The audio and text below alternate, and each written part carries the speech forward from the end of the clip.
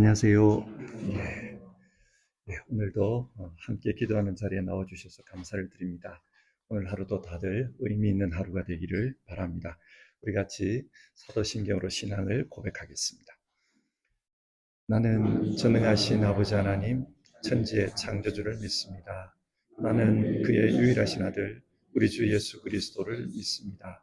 그는 성령으로 잉태되어 동정녀 마리아에게서 나시고 본디오 빌라도에게 고난을 받아 십자가에 못 박혀 죽으시고 장사된 지 사흘 만에 죽은 자 가운데서 다시 살아나셨으며 하늘에 오르시어 전능하신 아버지 하나님 우편에 앉아 계시다가 거기로부터 살아있는 자와 죽은 자를 심판하러 오십니다. 나는 성령을 믿으며 거룩한 공교회와 성도의 교제와 죄를 용서받는 것과 몸의 부활과 영생을 믿습니다. 아멘. 찬송가 413장입니다. 413장 우리 1절, 2절, 3절 부르고요. 김부근 장로님께서 기도 인도해 주시겠습니다.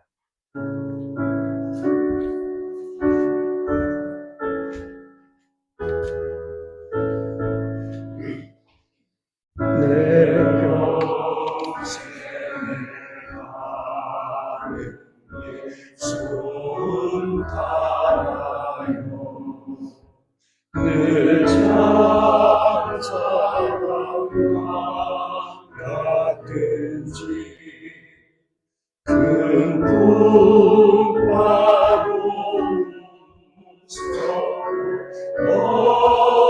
어렵든지 나의 영혼이 늘 평안하다. 내 영혼 평안해. 내 영혼 평안해. 저마비는 우리를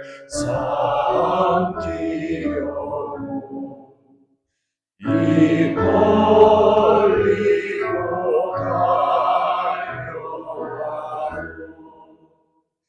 주 예수께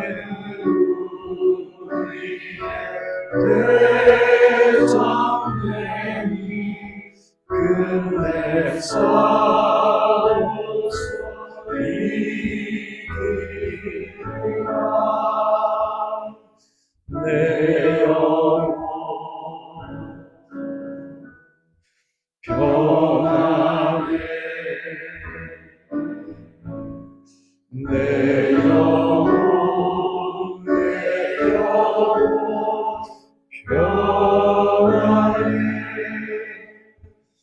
내 지은 죄 다 떠나고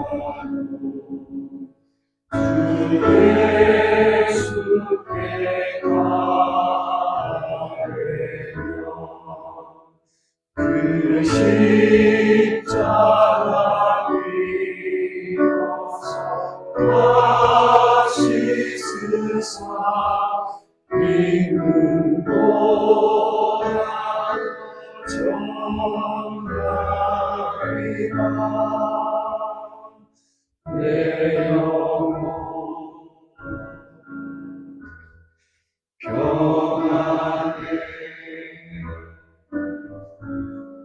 내 영혼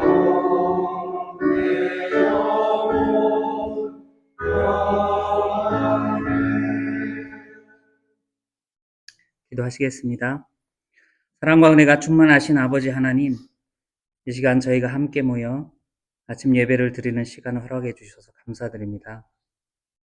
다만 주님의 돌보심과 보호하심으로 저희가 이렇게 2025년 한 해의 반을 살게 되었음을 고백하고 감사드립니다. 저희가 믿음으로 산다 하였지만 돌아보면 여전히 주님 앞에 저희의 죄와 허물만이 드러납니다. 저희의 부족함을 다만 예수 그리스도의 보혈의 피로 덮어주시고 하나님의 자녀로 합당한 삶을 살도록 성령님께서 다만 저희를 붙들어 주시기를 기도합니다. 올해 저희 소망 공동체는 믿음의 세대를 이어가는 교회가 되고자 기도하며 나아가고 있습니다. 저희 공동체를 통해 어린 영혼들이 담기고 악한 세상으로부터 보호받고 또 그 안에서 영적으로 성장해 나아가기를 간구합니다. 기도드리기는 먼저 저희 각자가 가정에서, 일터에서, 또 저희 모든 삶에서 하나님 아버지를 경외하고 하나님 아버지 말씀에 순종하며 살아가기를 소원합니다. 그리하여 해서 살아계셔서 역사하시는 전능하신 하나님을 날마다 인격적으로 만나기를 기도합니다. 또한 저희가 하나님의 자녀된 자로 형제여 자매로서 서로 다르지만 함께하는 신앙 가운데 피차 사랑하며 섬기고 영적인 교제에 힘쓰기를 소원합니다. 그리하여서 주님께서 기뻐하시는 교회 곧 그리스도의 몸을 이루어 나아가기를 소원합니다.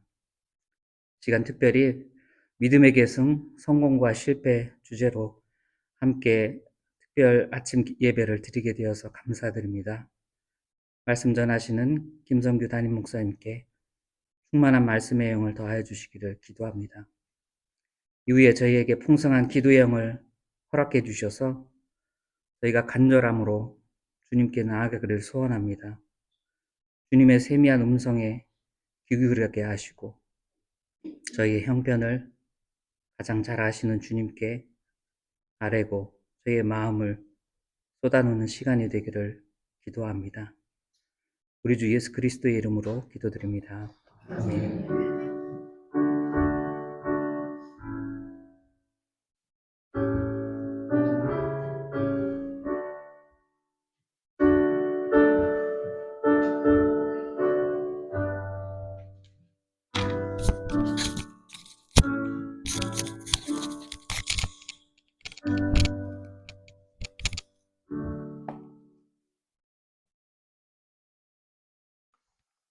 오늘 함께 살펴보실 성경 말씀은 구약성경 열왕기상 11장입니다.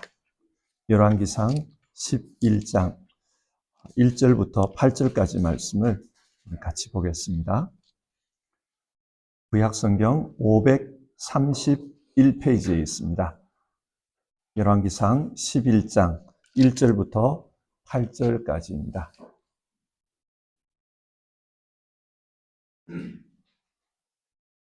주어진 성경 말씀을 우리 한 절씩 교독해서 읽도록 하겠습니다. 1절부터 8절입니다. 솔로몬 왕은 외국 여자들을 좋아하였다. 이집트의 바로의 딸 말고도 모압 사람과 암몬 사람과 에돔 사람과 시돈 사람과 헷 사람에게서 많은 외국 여자를 후궁으로 맞아들였다.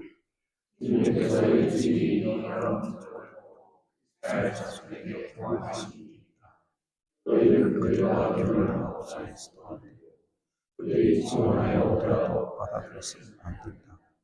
분명히 그들은 너희의 마음을 그들이 있는 신에게로 기울이게 할 것이다 하고 말씀하셨다. 그런데도 솔로몬은 외국 여자들을 좋아하였으므로 마음을 돌리지 못하였다.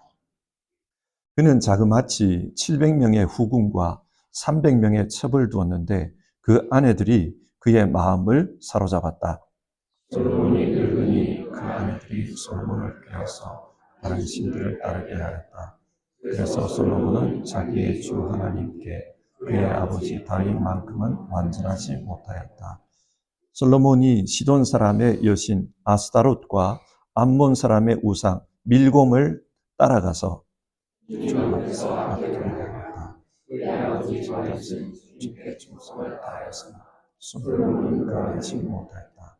솔로몬은 예루살렘 동쪽 산에 모압의 혐오스러운 우상 그모스를 섬기는 산당을 짓고 암몬 자손의 혐오스러운 우상 몰렉을 섬기는 산당도 지었는데 그는 그의 외국인 아내에게 부자하고 그의 신하에게 향하시고 제사를 지냈다. 아멘. 하나님은 역사의 주인이십니다. 창조부터 종말까지 하나님께서 모든 역사를 이끌어 가십니다. 이런 하나님의 역사에서 우리가 주목할 것은요, 하나님은 자신이 택한 사람, 자신이 세운 공동체를 통해 일하신다는 사실입니다. 그리고 하나님의 역사는 단거리 달리기가 아닙니다. 이어 달리기입니다. 사람에서 사람으로, 세대에서 세대로 하나님의 역사가 이어져 가기를 원하십니다. 그렇기 때문에 신앙의 계승이 중요합니다. 이 신앙의 계승이 잘 이루어질 때 하나님의 역사는 순조롭게 이어질 것입니다. 이번 주 우리는 상반기를 정리하면서 구약성경에 나오는 신앙 계승의 문제를 살펴보고 있습니다. 각 시대별로 한 본문씩을 택했는데요. 화요일과 수요일에는 광야 시대에서 사사 시대로 넘어갈 때의 본문, 또 그리고 사사 시대에서 왕정 시대로 넘어갈 때의 본문에 나오는 인물들을 살펴보았습니다. 이어서 오늘과 내일은 왕정 시대와 포로기 시대의 인물을 각각 살펴보려고 합니다. 각 시대의 사람들을 보면서 하나님께서 우리에게 주는 교훈에 우리가 집중했으면 좋겠습니다. 그리고 각 가정에서 또 우리 교회에서 이런 신앙의 이어달리기가 잘 진행되도록 우리가 힘썼으면 합니다. 자, 그러면 오늘 본문을 같이 보겠습니다. 오늘 읽은 본문은 솔로몬 왕에 대한 이야기입니다. 여러분, 솔로몬이 어떤 사람입니까? 흔히들 이 솔로몬을 지혜의 왕, 그렇게 말합니다. 솔로몬은 지혜의 사람입니다.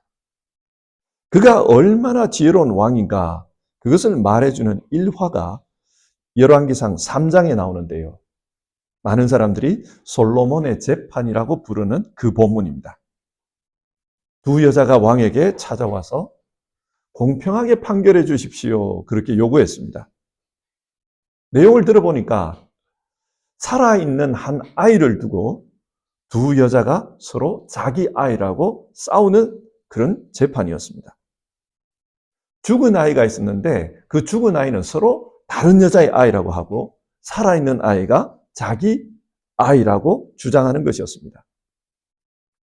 이 이야기를 듣던 솔로몬은 칼로 그 아이를 둘로 나누라고 합니다. 그리고 반쪽씩 두 여자에게 나눠주라고 했습니다.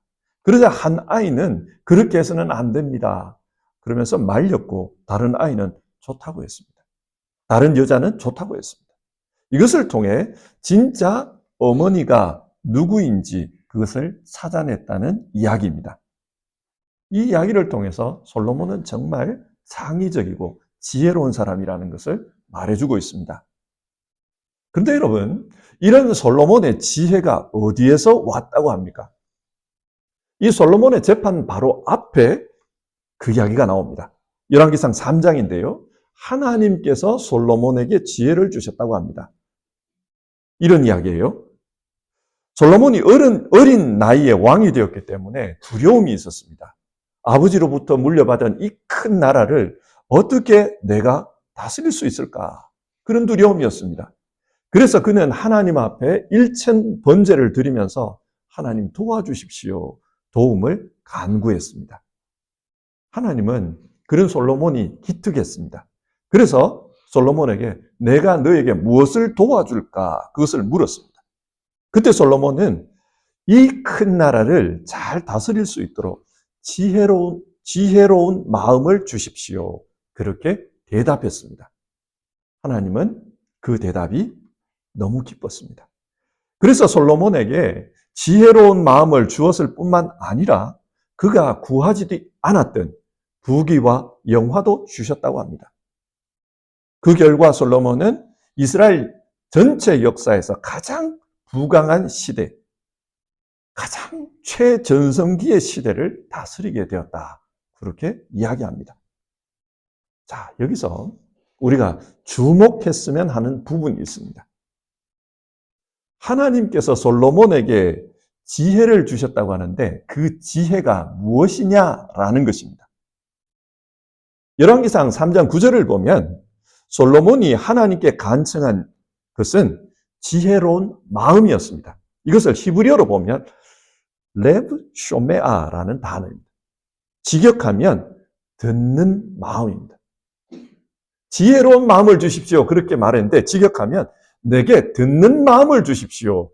그렇게 요구한 겁니다. 듣는 마음이 뭘까요? 내가 어떻게 통치해야 할지 하나님께서 좀 말씀해 주십시오. 그러면 내가 그걸 듣고 거기에 순종하겠습니다. 그겁니다. 하나님의 말씀을 듣는 것, 그것이 지혜였습니다. 솔로몬이 잠언과 연관이 많죠. 그 잠언에 솔로몬의 그 격언들이 많이 들어가 있습니다. 그 잠언에 보면은 이런 말씀이 나와요. 하나님을 경외하는 것이 지혜의 근본이다.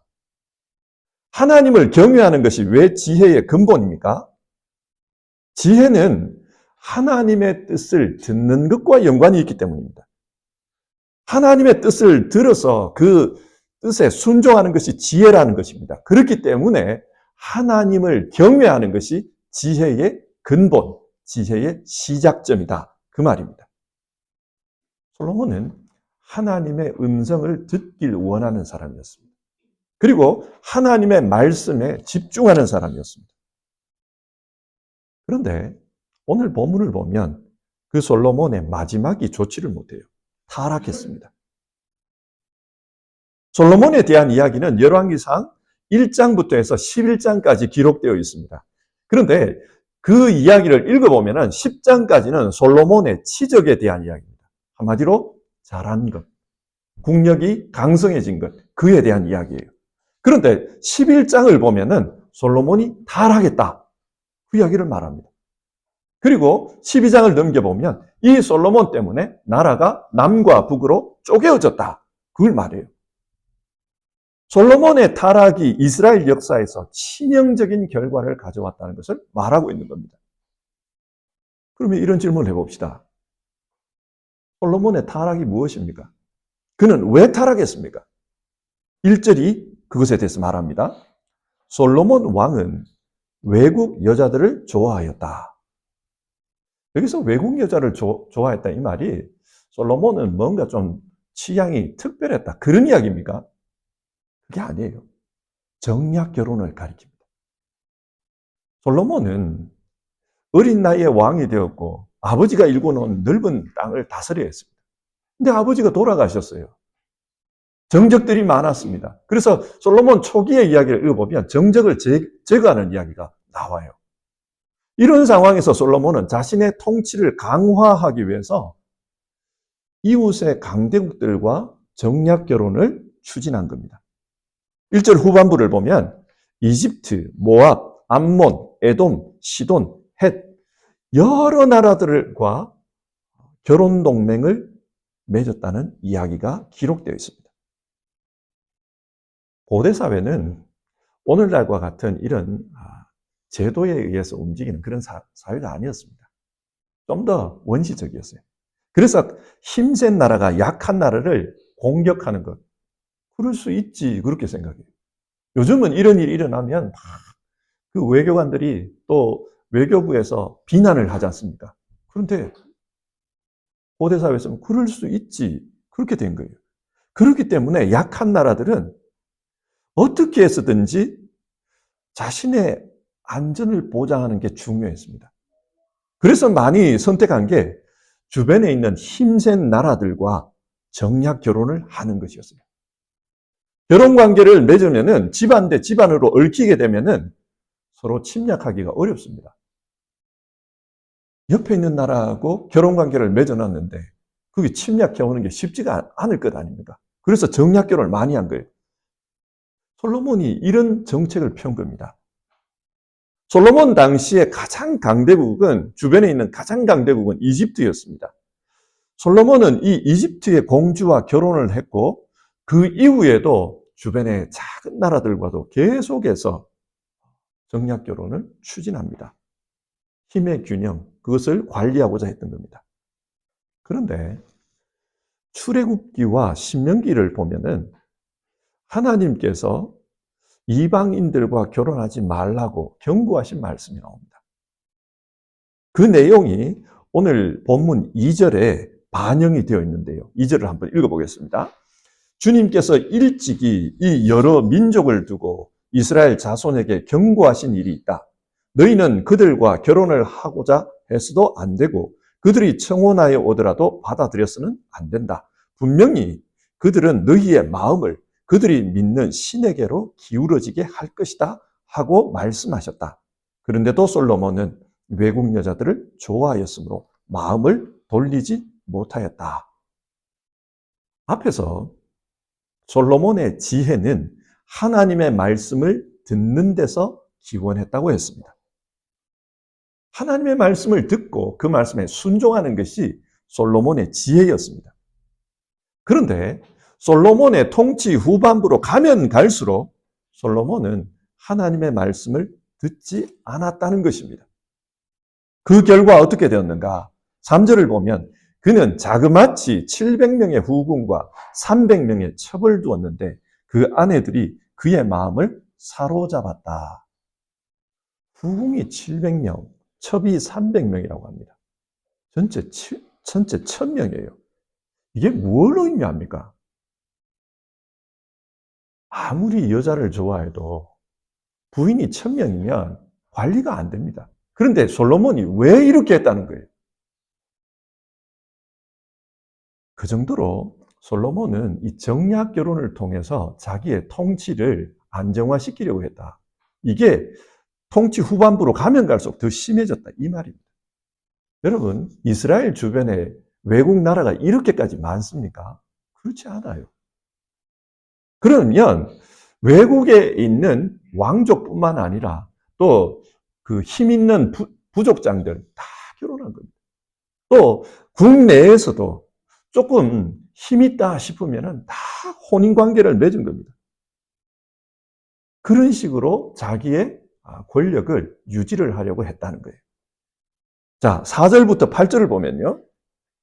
그렇게 한 결과가 나옵니다. 하나님이 경고하신 대로 우상숭배에 빠지고 말았다는 거예요. 이 솔로몬은 젊은 시절에 하나님 앞에 예배하면서 하나님 내게 지혜를 주십시오. 하나님의 뜻을 간구했던 사람입니다. 그리고 그의 힘이 왕성해질 때 성전을 지어 하나님께 봉헌하면서 하나님 앞에 충성하겠다는 그런 뜻을 밝혔습니다.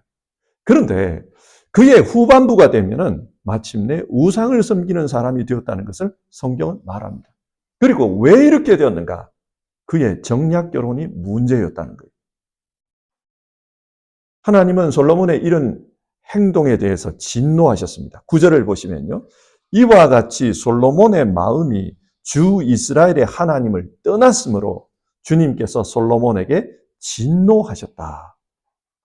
그래서 솔로몬 후반부는 여러 대적들과 갈등하고 싸우는 일이 있었고 마침내 그 솔로몬이 죽자 나라가 둘로 나누어졌다.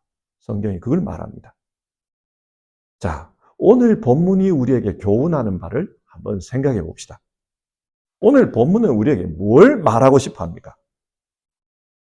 어제 우리는 다원주의 시대를 하나님 중심으로 사는 방법에 대해서 생각해 보았습니다. 다원주의 시대에 하나님 중심으로 어떻게 살 수 있을까? 다원주의, 유일신앙, 충돌되는 가치입니다. 그런데 이런 충돌되는 가치 속에서도 어떻게 하나님 중심으로 살 수 있을까? 그것은 실존적으로 하나님을 만날 때 가능하다. 그렇게 말씀드렸습니다. 하나님은 살아계신 분입니다. 그래서 지금도 자신의 말씀을 통해 우리를 만나 주십니다. 하나님께서 자신의 말씀을 통해 지금도 우리에게 말씀해 주십니다. 그렇게 하나님을 만난 사람은 하나님을 의심하지 않습니다. 그래서 세상이 변하더라도 흔들리더라도 하나님만 바라보고 살게 되는 겁니다. 세상에 다양한 가치가 있다고 하지만 그럼에도 불구하고 하나님 중심으로 살게 됩니다. 솔로몬 역시 말씀 가운데 하나님을 만난 사람입니다. 그럼 우리가 이런 질문이 들잖아요. 말씀 중심으로 산 사람인데 왜 이 사람이 타락했냐라는 거예요. 그것은 말씀의 적용과 연관이 있습니다. 말씀을 통해 하나님을 만난다는 것을 조금 더 구체적으로 한번 생각해 봅시다. 어제 렉치오 디비나와 큐티 이야기를 했는데요. 비슷한 거예요. 이 말씀을 통해 하나님을 만나는 방법은 보면은 성경을 열심히 읽어야 돼요. 성경을 열심히 읽다 보면은 이해 안 되는 부분이 있어요. 그러면 그것을 이게 뭘까? 우리가 연구를 해야 합니다. 그렇게 연구하는 가운데 말씀이 잘 이해가 됐다면 그 말씀을 내 삶에 적용하는 게 중요합니다. 그래서 내 삶에 적용을 해서 하나님이 교훈한 대로 내가 살아야 되겠다. 그렇게 순종하는 게 이게 말씀의 삶입니다. 그런데 솔로몬은 이 적용에 있어서 문제가 생긴 거예요. 어떤 문제가 생깁니까? 솔로몬은 하나님의 말씀을 읽고 듣는 사람이었지만, 그런데 이 말씀을 적용하는 데 있어서 두 영역이 뚜렷하게 나누어집니다. 하나는 신앙의 영역이고 하나는 일상의 영역이에요. 신앙의 영역에서는 하나님 말씀 잘 들어요. 신실하게 살려고 합니다.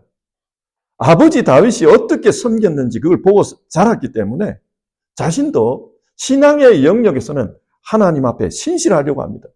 그래서 예배하는 삶을 살았고요. 성전을 세우는데도 힘썼고요. 그리고 하나님을 경배합니다. 그런데 문제는 일상의 영역이에요. 이 일상의 영역에서 초기에는 하나님 말씀에 귀 기울였지만 후기로 가면 갈수록 세상의 관례를 따르고자 합니다. 당시 여러 나라들도 정략 결혼을 했습니다. 그 정략 결혼을 통해서 약한 나라가 살아남는 방법을 배웠습니다. 그리고 강한 나라들이 약한 나라를 경영하는 방법도 보았습니다.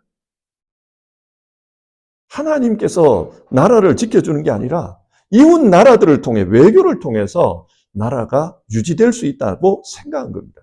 솔로몬은 후반기가 되면 될수록 그런 식으로 생각합니다. 그렇기 때문에 점점 이 정략 결혼에 몰입하는 겁니다.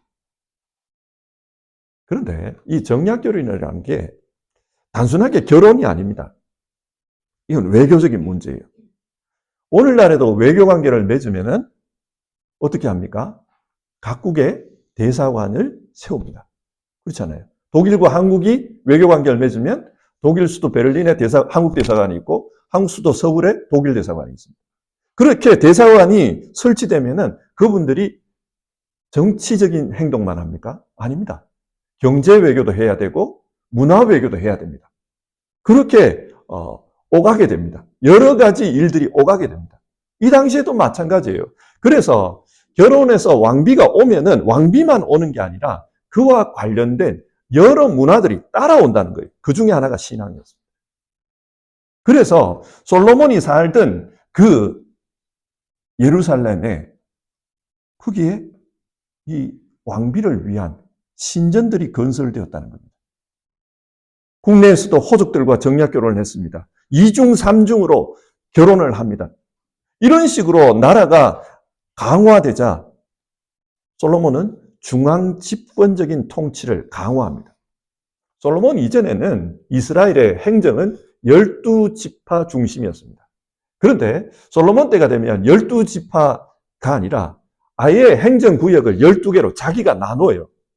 그리고 12지파의 지도자가 되는 게 아니라 자기가 임명해서 보낸 사람이 그 지역의 지도자가 됩니다. 이렇게 하는 이유는 12지파로 놔두니까 너무 자치권이 크다는 거예요. 그래서 행정구역을 개편을 해가지고 중앙 집권화시킵니다. 그리고 그렇게 되면서 솔로몬은 점점 독재자의 모습을 보이게 됩니다. 하나님이 그 많은 행동을 하게 된 거예요. 자, 이 일이 왜 이렇게 되냐? 문제의 근원은 듣는 신앙이었습니다. 신앙적인 영역에서는 하나님 말씀을 듣고 성경대로 살려고 했지만 일상의 영역에서 자기의 직업의 영역에서는 하나님이 아니라 당시의 관례와 인간적인 방법으로 그렇게 통치하려고 했던 겁니다. 말씀에 적용해서 신앙의 영역과 생활의 영역이 완전히 나누어진 것, 이것이 솔로몬의 위기의 원인이었습니다. 오늘날에도 그렇지요. 많은 분들이 썬데이 크리스찬이라는 용어를 씁니다. 일주일 중에 6일은 세상에서 살고 하루는 교회에서 예배드립니다. 6일은 세상 방법대로 삽니다. 그런데 그 하루는 교회에 와서는 또 신앙으로 삽니다. 그러다 보니까 6일의 삶과 하루의 삶이 너무 다르다는 것 아닙니까? 그걸 비꼬는 용어가 썬데이 크리스찬입니다. 사실 지금 한국 사회를 보면은 이게 문제예요. 한국 사회 지도층 중에는 기독교인들이 정말 많습니다. 그런데 그분들 때문에 하나님이 욕먹는 일도 그만큼 많습니다. 그런데 이분들의 개개인의 이야기를 들어보면요. 정말 신실한 분들이 많아요. 얼마 전에 그 계엄 문제가, 한국에 일어난 계엄 문제가 큰 사회적 이슈가 됐잖아요.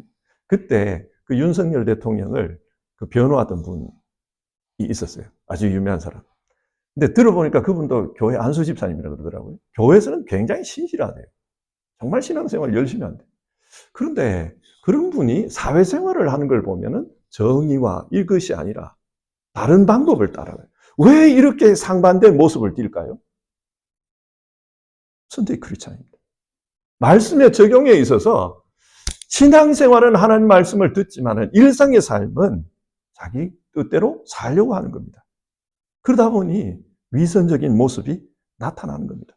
솔로몬의 통치 후반부도 그러했다는 것을 우리에게 말해줍니다. 여러분, 이것을 오늘 우리에게 한번 적용해 봅시다. 하나님께서 우리에게 요구하는 게 무엇인 것 같습니까? 하나님을 믿고 신앙이 개성되기 위해서는 말씀을 통해서 실존적으로 하나님을 만나는 것이 중요합니다. 그런데 실존적으로 하나님을 만났다는 사람들 중에도 문제가 있더라는 거예요. 그 말씀을 신앙의 영역에만 적용할 뿐 일상의 삶을 사는 데는 전혀 적용을 하지 않더라. 그래서 세상 사람들하고 하나도 다르지 않더라. 그걸 말해요.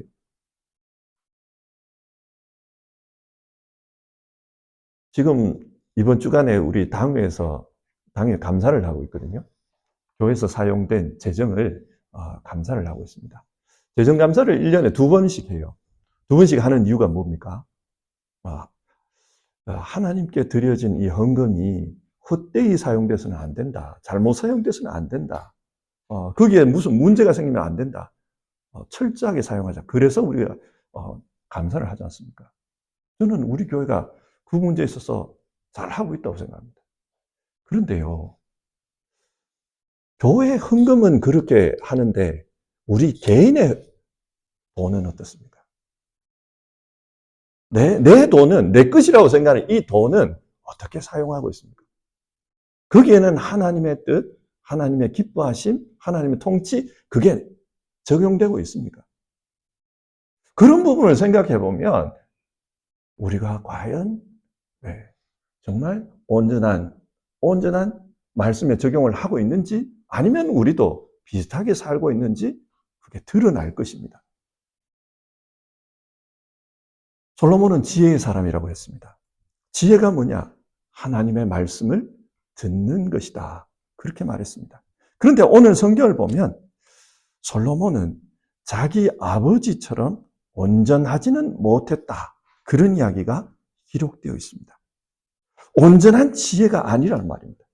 온전한 지혜는 뭐냐? 하나님의 말씀을 듣고 신앙의 영역에만 하나님의 뜻을 적용하는 게 아니라 일상의 영역에도 하나님의 뜻이 적용될 수 있도록 하는 겁니다. 그러니까 일상과 신앙의 영역이 나누어지는 게 아닙니다. 온전한 지혜란 일상과 신앙의 영역이 통합되어서 하나의 일관성을 가지도록 하는 것, 그게 온전한 지혜입니다.